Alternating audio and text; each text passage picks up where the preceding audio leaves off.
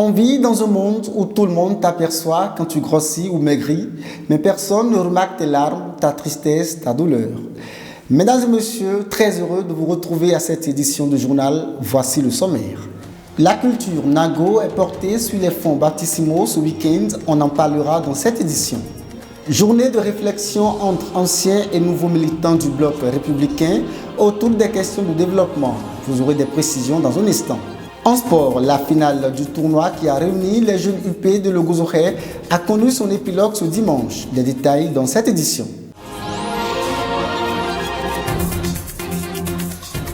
Amis internautes, à nouveau bienvenue. La promotion de la culture IFE intéresse le trio Dr Jean Abalo, Afodende et l'Amazone Irène Ogouali. À cet effet, ils ont organisé un festival dénommé IFE qui a eu lieu ce week-end à Tchéti, une localité située à l'ouest de la commune de Savalou. Voici le reportage de Raoul Adoko et Floris Boyou. Promouvoir les valeurs culturelles et les rythmes traditionnels de la communauté IFE. Ce sont là les objectifs visés par le trio Dr Jean Abalo, Afodende et l'Amazone Irène Ogouale. Le festival IFE a eu lieu ce dimanche 25 septembre 2022 à Tchéti, une localité située à l'ouest de Savalou dans la 9e circonscription électorale.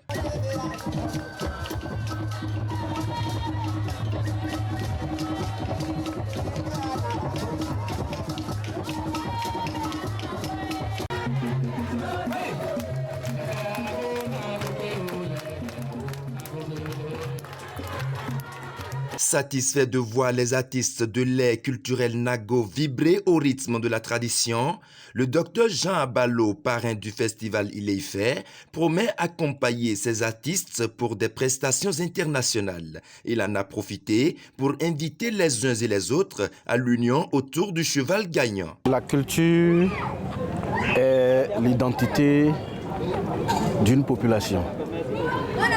Et un peuple sans culture est un peuple qui n'existe pas. Et donc pour nous, au Bloc républicain, nous sommes appelés à valoriser notre culture, qui est pour nous notre identité, et révéler les talents de nos artistes. C'est ce pourquoi nous avons organisé, sinon soutenu, cette initiative qui vise à promouvoir la culture de l'ère Nago dans l'ouest de Savalou. Nous attendons de la performance. La performance, qu'il soit révélée au plan national, au plan international. Et si nous pouvons avoir des artistes de renom, comme on les connaît un peu partout, ils peuvent aussi contribuer au développement de notre localité. Présent sur les lieux, le deuxième adjoint au maire de la commune de Savalou, Saraou Lawani, a lancé un appel à l'union des filles et fils de l'Ouest Savalou. Nous devons travailler dans le sens à faire adhérer tout le monde pour que le développement tant souhaité soit de mise. Parce qu'aujourd'hui, quand on perd la culture, ça veut dire qu'on a perdu beaucoup de choses. Donc... Une fête qui enchante également Afodende et l'Amazone Irène Adam Ogouale, tous membres du bloc républicain. Des artistes dans les coins et recoins de nos localités, c'est d'aller les chercher, de les encourager pour qu'ensemble aussi nous puissions les promouvoir, pour qu'ensemble ici elles puissent prester en public pour faire également leur promotion. Je compte sur la jeunesse qui a organisé cet événement. Aujourd'hui, nous sommes passés pour la fête des artisans. Il faudra faire en sorte que la promotion, le développement des artistes puisse rayer. Et d'autant plus que toutes les activités participent au développement du pays, nous allons œuvrer à leur promotion. Après avoir récemment organisé ce festival à Banté, le docteur Jean Abalo récidive du fort, belle manière, mais cette fois-ci dans la commune de Savalou. L'Union pour le développement de la commune de Glazoué a tenu son assemblée générale ordinaire ce samedi 24 septembre 2022. Cette assise a permis l'élection des membres devant diriger cette association avec à sa tête Dr Césaire Pénoron. Plusieurs cadres et autorités ont répondu présents à cette assemblée générale. Reportage signé Raoul Adoko et Antoine Adrobo. Après 10 ans de léthargie, l'Union pour le développement de la commune de Glazoué renaît de ses cendres. L'Assemblée ordinaire qui relance les activités de cette organisation communautaire a lieu ce samedi 24 septembre 2022 en présence de toutes les forces vives de cette commune du département des Collines au centre du pays. L'amendement des tests et le règlement intérieur de l'Union a donné naissance à un bureau de 27 membres dirigé par cet homme. Il inscrit en priorité le développement de Glazoué. Nous allons travailler en équipe. Sur cette base, étant tout le temps dans la commune, je pense qu'en collaboration avec nos autorités, que ce soit les chefs de village, les chefs quartiers, et également avec le maire ainsi que le préfet, nous allons pouvoir contribuer à résoudre quelque peu les questions de développement auxquelles nous sommes confrontés, que ce soit par rapport au marché, la question de la transhumance ou la pacification des relations entre éleveurs et agriculteurs, la question de la salubrité. Nous n'avons pas suffisamment d'eau en période de sécheresse à Glazoué. Nous allons y lutter ensemble. Nous sommes en train de voir également comment promouvoir une jeunesse qui pourrait davantage chercher à se prendre au sérieux que d'aimer les gains faciles. Voilà, entre autres, quelques éléments d'appréciation de ce que nous sommes appelés à engager les heures qui vont suivre. Ce creuset de développement a réuni toutes les sensibilités politiques de la commune. Un symbole de cohésion à sauvegarder selon la représentante du préfet du département des Collines. Quand nous parlons du développement, nous devons faire fi de toutes nos divergences politiques et nous mettre ensemble pour identifier les besoins réels de nos concitoyens à la base. Et c'est ce qui justifie l'organisation du présent congrès. C'est pour cela que le préfet m'a instruit de vous dire qu'il est très heureux et que toutes les autres communes du département doivent prendre l'exemple de Glazoué et se mettre ensemble pour mieux identifier les besoins réels afin que l'Union puisse porter la liste de ces besoins à l'attention des décideurs. La renaissance de l'Union pour le développement de la commune de Glazoué est une occasion unique pour les filles et fils de s'unir autour d'un idéal commun. Les cadres attendent beaucoup de l'équipe dirigeante. Le chantier est immense, mais on doit pouvoir choisir ce dont nous sommes capables pour nous évaluer au terme de notre mandat. Ce n'est que sur ces éléments principaux que je voudrais attirer l'attention de tout un chacun de nous. Nous ne sommes pas là pour un test. C'est possible que des gens se demandent est-ce qu'ils pourront réellement organiser ce congrès sans accroc. Je compte sur l'intelligence de tout un chacun de nous pour que ce que certains prévoient qu'ils voient le contraire, et comme le dirait Police Ritmo, Yélia, et Convedo, de Lingon, et Kounoïmo. Je compte sur votre capacité, votre détermination, votre volonté, votre engagement pour que, au sein de notre département, Glazoué ne soit plus à la traîne comme par le passé. Nous avons toutes les potentialités. La nature est avec nous et elle nous a dotés de tout. Nous avons des vaillants cultivateurs. Il suffit qu'on se mette ensemble pour les accompagner. Élu pour un mandat de 5 ans, l'équipe du docteur Cézek Pénoron s'engage à travailler pour mettre Glazoué sur l'orbite du développement. Le grand tournoi de Maracana a connu son épilogue le dimanche dernier sur le terrain de l'école primaire publique de Logozoré. Organisée par les jeunes UPR du 6e arrondissement, cette compétition a été parrainée par l'honorable Valère Tchobo.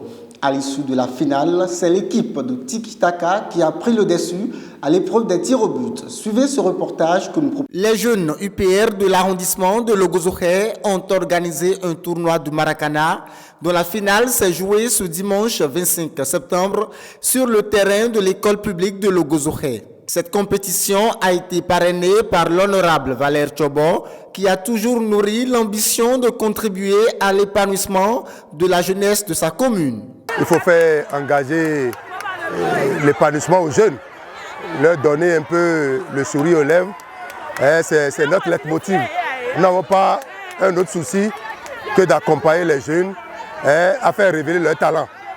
C'est en fait l'objectif principal pour lequel nous accompagnons presque dans tous les arrondissements ces genres de finales, de tournois, pour véritablement être aux côtés des jeunes. Parce que nous avons des talents dans nos arrondissements, dans nos villages, mais qui ne sont jamais révélés.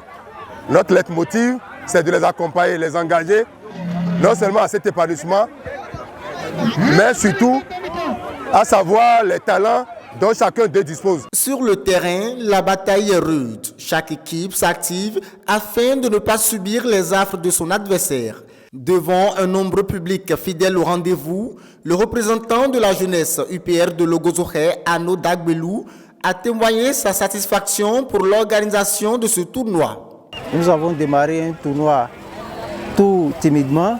Nous avons relevé d'importants défis, ceux de mettre la jeunesse à contribution, de mettre la jeunesse dans une ambiance vraiment saine pour des activités saines pendant ces vacances.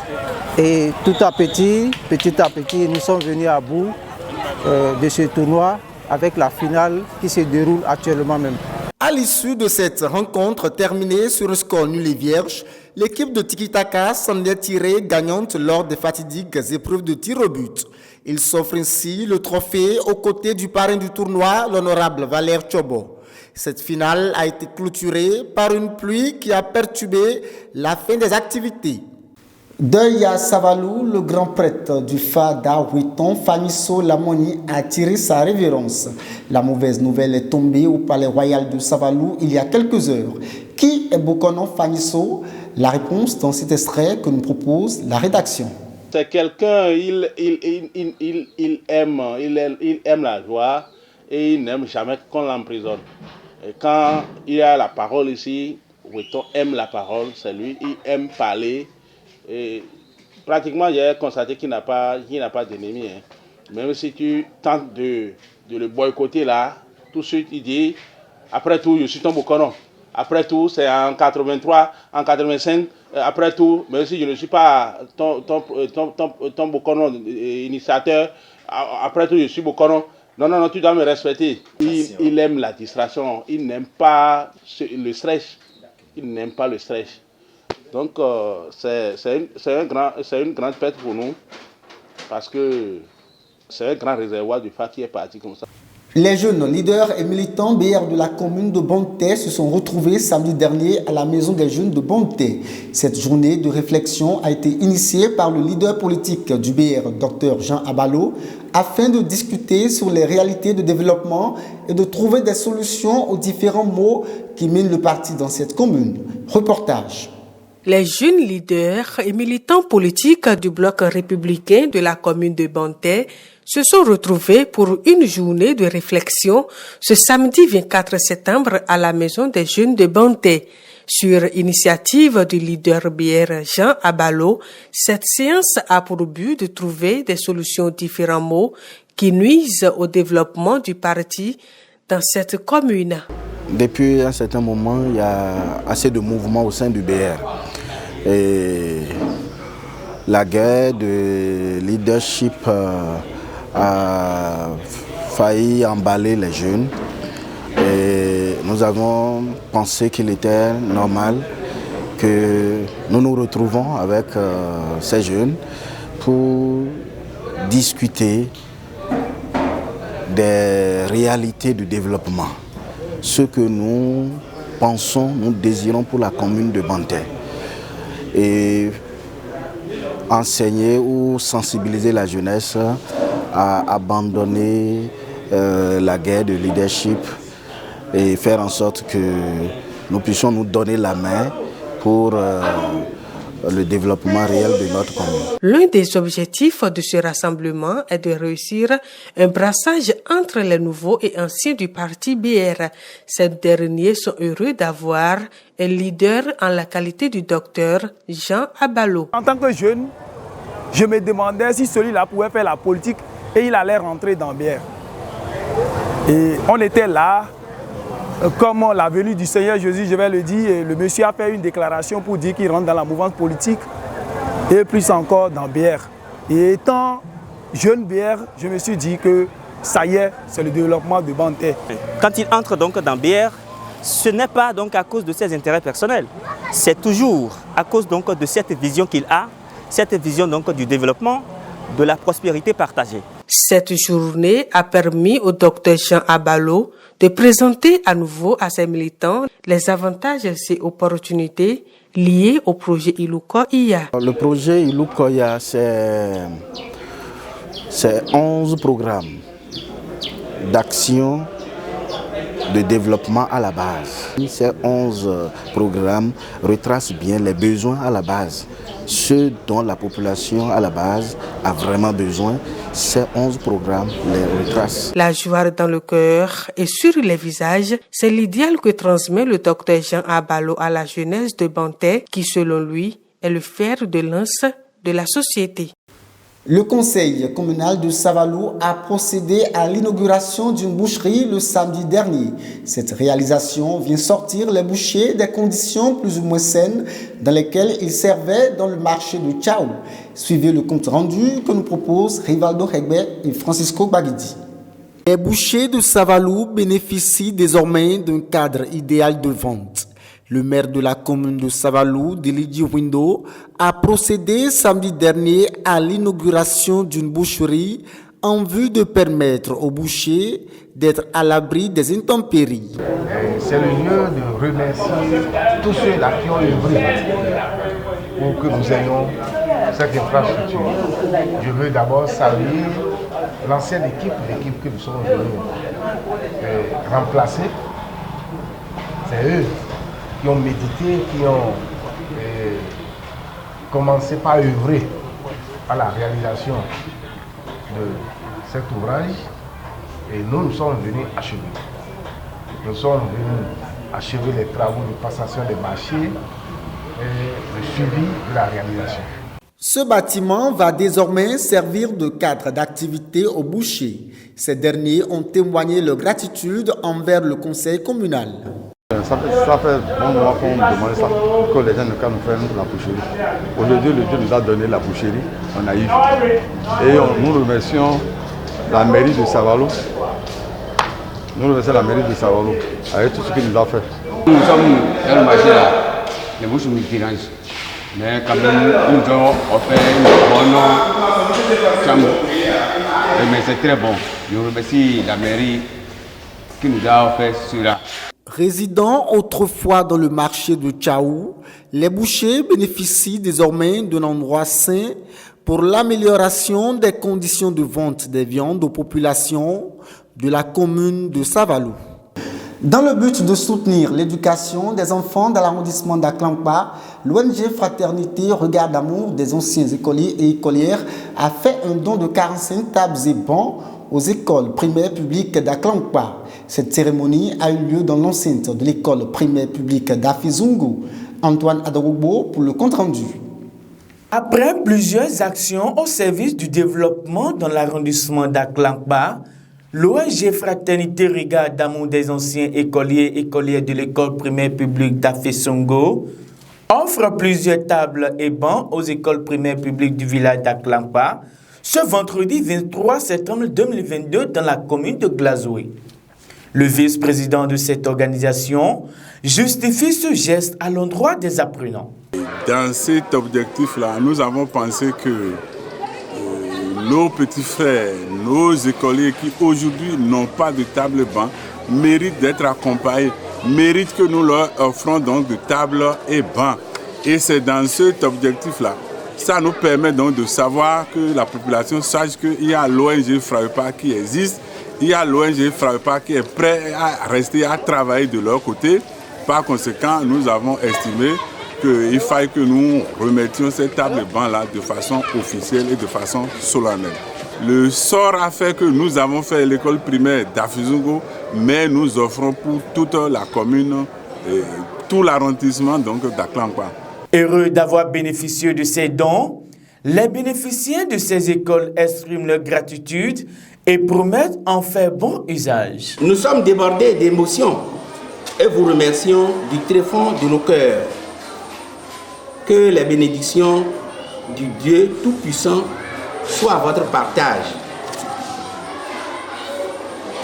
Nous vous promettons de faire un très bon usage de cette table-banc dont nos écoles sont bénéficiaires et souhaitons la pérennisation de cette initiative. Parents d'élèves et enseignants apprécient le geste et formulent des doléances. C'est une initiative qui va fleurir et faire descendre d'autres à nous aider davantage, à mieux faire. Et tel que vous avez pensé, la nature, les bandes de nos ancêtres, le Tout-Puissant va vous récompenser autant, sinon plus, pour que de tels dons arrivent et galvanisent nos frères. Je voudrais dire à la présidente que nous sommes ensemble avec elle dans toutes ces actions et lui dire de se rappeler aussi du CEG d'Aklankpa. Il s'agit en réalité des ordinateurs, des outils informatiques. Nous avions disposé d'une salle là, mais on n'a pas les outils pour aider nos frères à soutenir vraiment dans ce sens. Après la cérémonie des remises de dons de table et bancs, s'en est suivi une photo de famille. Bref, en sport pour finir ce journal. Dans le cadre des préparatifs de la CAN U23, le Bénin a livré 2 matchs amicaux contre l'Égypte. Après avoir tenu en échec les Pharaons lors du match aller, les écureuils ont courbé les chines ce lundi devant les Pharaons sur un score de 2-0. L'apprentissage se poursuit donc pour les poulains du coach Bruno Goudio Adoula. C'est la fin de cette édition du journal. Merci de l'avoir suivi et surtout, n'oubliez pas de vous abonner à notre chaîne Sohawel TV, le reflet de nos cultures.